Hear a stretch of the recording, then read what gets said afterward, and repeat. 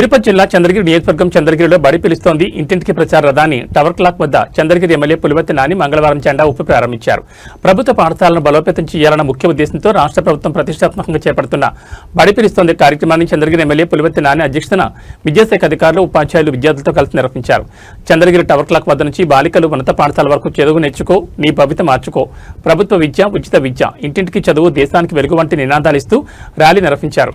ప్రభుత్వ పాఠశాలలో ఉత్తమ ఫలితాలు సాధించిన విద్యార్థుల బ్యానర్ను ప్రదర్శిస్తూ ఈ ర్యాలీ నిర్వహించారు.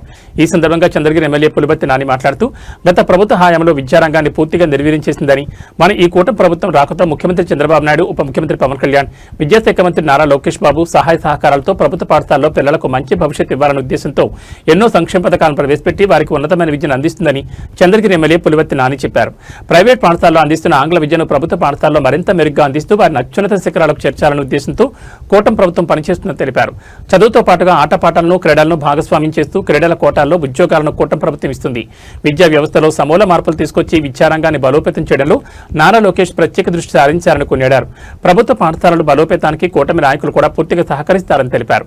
ప్రతి ఒక్కరూ ప్రభుత్వ పాఠశాలలో విద్యార్థులను చేర్పించి వారి ఉన్నతికి సహకరించాలని కోరారు. ఈ కార్యక్రమంలో విద్యాశాఖ అధికారులు, ఉపాధ్యాయులు, విద్యార్థులు, కూటమి నాయకులు, కార్యకర్తలు పాల్గొన్నారు. చంద్రగిరి నియోజకవర్గానికి సంబంధించిన టీచర్స్ అందరికీ, అదేవిధంగా ఆర్జేడీ శామిల్ గారికి, డిఓ గారికి, విద్యార్థులకి అందరికీ కూడా పేరు పేరు నమస్కారాలు. మీకు తెలుసు, గతంలో కంటే కూడా ఈరోజు భిన్నంగా 2024 సంవత్సరం ఎన్డీఏ కూటమి వచ్చిన తర్వాత ఐటీ శాఖ మంత్రి, విద్యాశాఖ మంత్రి అయినటువంటి నారా లోకేష్ బాబు గారు వచ్చిన తర్వాత విద్యా సంస్కరణలో ఎన్నో విధంగా విభిన్నమైనటువంటి సంస్కరణలు తేవటం జరిగింది. దానిలో భాగంగా ప్రతి ఒక్క పంచాయతీలో కూడా మంచి స్కూల్స్ రావాలి అంటే ప్రభుత్వ పాఠశాలలు, ఆ పాఠశాలలో కూడా విద్యార్థులు ఫుల్ గా ఉండి ప్రతి ఒక్క చోట కూడా విద్యని బాగా చదివించాలనే ఉద్దేశంతో కూడా మోడల్ స్కూల్స్ కూడా పెట్టడం జరిగింది. ఇంతకుముందు ఐదు తరగతులు కలిసి ఒక టీచర్ ఉండేవాళ్ళు.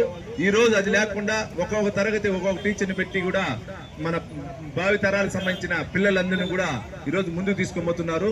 ఒక్కసారి ఆలోచించాలి, మనమందరూ ఇక్కడ సంబంధించినటువంటి విద్యార్థులతో పాటు ఇక్కడ ఉన్నటువంటి ప్రజలందరూ కూడా మనం ఒక ప్రైవేట్ స్కూల్కి వెళ్ళి ఒక విద్యార్థులకు చదివించాలంటే మినిమం 25,000 నుంచి 30,000 అవుతుంది.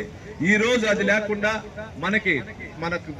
మన నారా చంద్రబాబు నాయుడు గారు కానీ, డిప్యూటీ సీఎం గారు అయినటువంటి పవన్ కళ్యాణ్ గారు కానీ, ఐటీ శాఖ మంత్రి కూడా కలిసి, లోకేష్ బాబు గారు కూడా కలిసి ప్రతి ఒక్కరికి కూడా తల్లికి వందనం తరపున కూడా ఎందుకు చదివితే అందరికి 15,000 రూపాయలు కూడా ఇస్తున్నారు.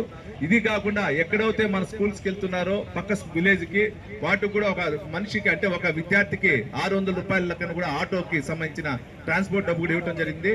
దీని ద్వారా కూడా విభిన్నత ఎక్కడైతే ఉన్నారో అక్కడ ఉండే ప్రతి ఒక్కరికి కూడా స్కూల్స్ కానీ, స్కూల్ కి సంబంధించినటువంటి బ్యాగ్స్ కానీ, అదేవిధంగా షూస్ కానీ, డ్రెస్ కానీ కూడా మంచి క్వాలిటీ ఇవ్వడం జరుగుతూ ఉంది. మధ్యాహ్న భోజనం పథకం కూడా ప్రతిరోజు గుడ్డు పెట్టి కూడా మంచి భోజన పథకం కూడా ఇవ్వడం జరిగింది. ఇదన్నీ ఎందుకు చెప్తున్నాం అంటే ప్రజలందరికీ కూడా మనం ప్రైవేట్ స్కూల్లే చేర్చి మన యొక్క బతుకు పైన భారం మోపుకోకుండా మన గవర్నమెంట్ స్కూల్ తీసుకొని వచ్చి పక్కన ఉన్నటువంటి రాష్ట్రాల కంటే కూడా భిన్నంగా మన రాష్ట్రంలో ప్రభుత్వ స్కూల్స్ బాగా డెవలప్ చేయాలనే ఒక నినాదంతో వెళ్తున్నాం.